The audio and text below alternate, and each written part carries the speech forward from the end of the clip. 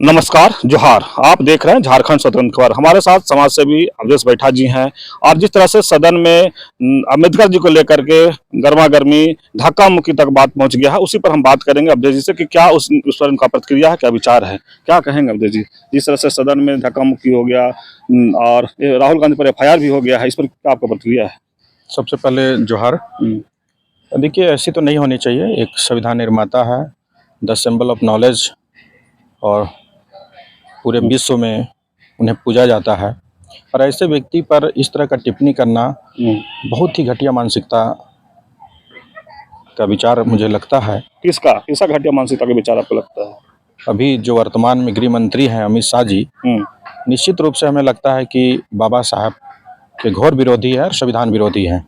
अगर इस तरह की बातों का वो प्रयोग करते हैं, उनके नाम को लेकर इस तरह से संबोधित करते हैं, तो मुझे लगता है कि नाम के साथ साथ व्यक्ति के साथ साथ संविधान विरोधी मुझे लगता है। लेकिन कांग्रेस भी कह रही है कि अम्बेडकर जी का विरोधी थे, सॉरी अमित शाह ये बोले हैं, बयान दिए हैं कि कांग्रेस भी विरोधी थे अम्बेडकर का। देखिए, देखा जाए तो बाबा साहब का तो जिस तरह से कठिनाई हुई है, और निश्चित रूप से लोग तो सोचते हैं कि कांग्रेस निश्चित रूप से उनका विरोधी रहे हैं, लेकिन सच्चाई आप भी जानते हैं, हम लोग भी जानते हैं। कांग्रेस हो या बीजेपी, दोनों बाबा साहब को किस तरह से, उस समय बीजेपी नहीं थी, उस समय आरएसएस थी, लेकिन दोनों जिस तरह से बाबा साहब को रोकने का प्रयास किया है, मुझे लगता है कि बाबा साहब के दोनों जो थे वो दोनों ही बहुत ही बड़े विरोधी थे, और दोनों नहीं चाहते थे कि यहाँ एससी एसटी लोगों को अधिकार मिले। तो मुझे लगता है कि दोनों बाबा साहब को मानने वाले नहीं हैं, बाबा साहब के नाम से राजनीतिक करने वाले लोग हैं। लेकिन जिस तरह से अमित शाह बोले कि जितना बार अम्बेडकर जी का नाम लोग ले रहे हैं, अगर उतना बार भगवान के नाम लिए होते तो 7 पुश्त स्वर्ग पहुंच जाते। अभी हम बता दीजिए कि कोई ऐसा व्यक्ति नहीं है, जितने भी पढ़ने लिखने वाले लोग हैं, बेरोजगार हैं, उनको पूछिएगा कि क्या वो भगवान के नाम सुबह उठते होंगे ना, तो हमें लगता है कि जब वो सोते हैं उस समय से लेकर हमें लगता है कि 1000 बार भी लेते होंगे कि मेरा नौकरी लग जाए, नौकरी लग जाए। क्या एक भी नौकरी उन्हें भगवान के नाम से मिला है? भगवान के नाम से नौकरी नहीं मिलेगी। नौकरी मिलेगी बाबा साहब का संविधान को पढ़ने पर। बिना संविधान को पढ़े हुए वो आईएएस बन सकते हैं, ना आईपीएस बन सकते हैं, ना किसी भी अधिकारी का। मैंने संविधान से ही लोग आईएएस आईपीएस और तमाम जो भी है आज कोई भी अधिकार जो मिला है, कोई भी अधिकार अगर आपको लेना है तो यहाँ पे किसी भी देवता की जरूरत नहीं होगी।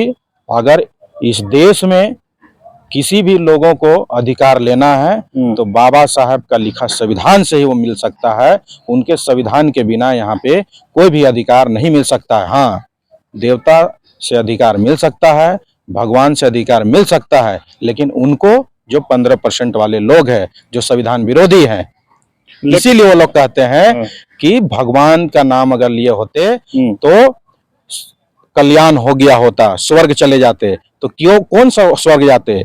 85% नहीं जाते, 15% के लोग स्वर्ग में जाते, क्योंकि 85% के लोग फिर वही पीठ में झाड़ू और गले में हांडी लेके चलते और उनकी बात को सुनते, इसलिए वो इस तरह की बात को कर रहे हैं।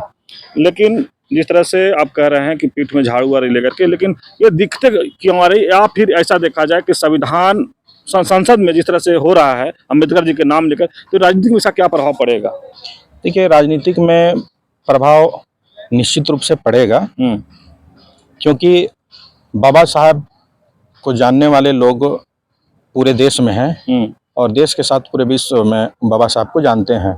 लेकिन इसका फायदा इसलिए मतलब कांग्रेस पार्टी ले सकती है क्योंकि हमारे एससी एसटी ओबीसी के लोग जो हैं, बहुत सारे लोग जो है बाबा साहब के सच्ची इतिहास को नहीं जानते हैं कि बाबा साहब का जो गुमनाम था, उस नाम को अगर आज के डेट में कांग्रेस पार्टी को भी लेना पड़ रहा है तो किन की वजह से लेना पड़ रहा है? अगर मैं आपको बता दूं सही बात, तो अगर मान्यवर कांशीराम साहब नहीं होते तो बाबा साहब का नाम विलुप्त हो चुका था, बाबा साहब का विचार खत्म हो चुका था। मान्यवर कांशीराम साहब धन्य है कि बाबा साहब के साथ साथ जितने भी महापुरुष हुए हैं इस देश में बहुजन समाज के, सभी का नामों को उजागर किया है। और आज इनको मान्यवर कांशीराम साहब के द्वारा जब बहुजन समाज पार्टी बनी और बाबा साहब के नाम को पूरे विश्व में फैलाया गया, देश में फैलाया गया, तब जाके कांग्रेस भी बाबा साहब का नाम लेती है। आप बता देना चाहते हैं कि कांग्रेस पार्टी हो या बीजेपी कार्यालय हो, दोनों कार्यालय में बाबा साहब का चित्र आपको नहीं मिलेगा।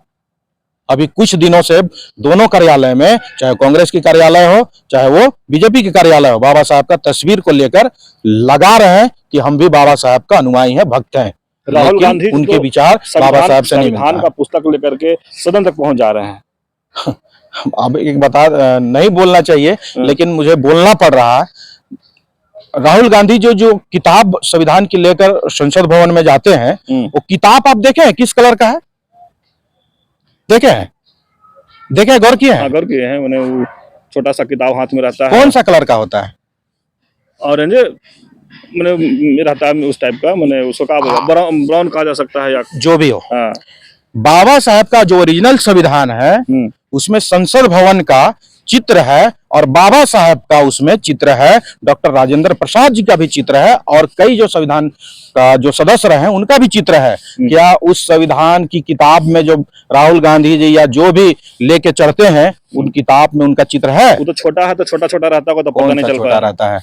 इसका मतलब है कि बाबा साहब का चित्र को भी लेकर आपको जाने में शर्मिंदगी महसूस होती है, मुझे तो लगता है। अच्छा, मैंने आप ऐसा समझ रहे हैं? हाँ, मुझे लगता है।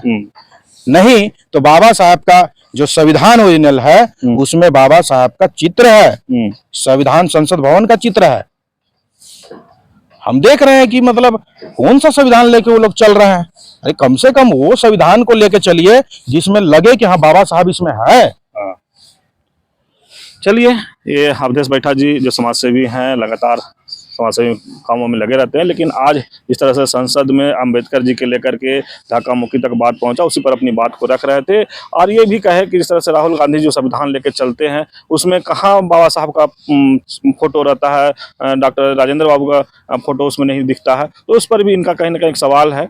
लेकिन इस तरह खबर को देखने के लिए आप झारखंड स्वतंत्र खबर से जुड़े रहिए। जोहार, नमस्कार।